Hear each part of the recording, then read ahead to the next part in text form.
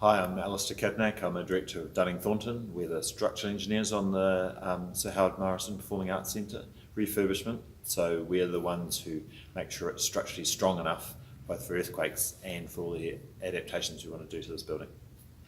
From a structural engineering point of view, we've got two major tasks. Firstly, and most importantly, is to seismically strengthen the old building. We've got lots of issues with the existing building. The ground won't stay perfectly level. It's obviously a geothermal area, and when there's seismic shaking, there'll be localised settlements. We've got to make sure the building can take those deformations, and then we've got to provide extra seismic bracing to the building.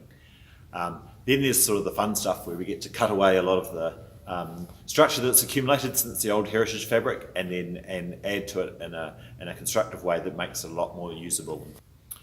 This building's quite interesting because the materials it's made up from, it's actually got quite a lot of timber at the roof levels, and one of the unique things we're doing is making sure we're using as much of that old timber as possible to help tie the roof together, rather than adding our own new bracing. We're trying to use as much of the existing fabric as we can, help save cost, but just means you've got to do things a bit differently sometimes.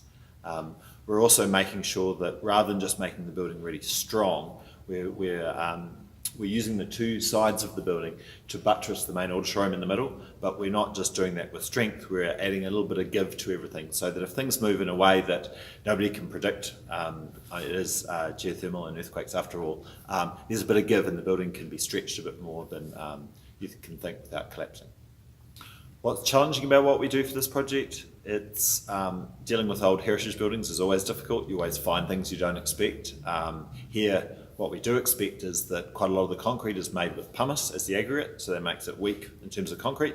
And then we've also got some walls where actually they're just made up from pumice blocks. So there's a strengthening the old building part, and then there's dealing with pumice as concrete as well. So special challenges. And then of course we're in a geothermal area, so the ground can't always be relied on quite in the same way as we would if we were on a nice rock hillside.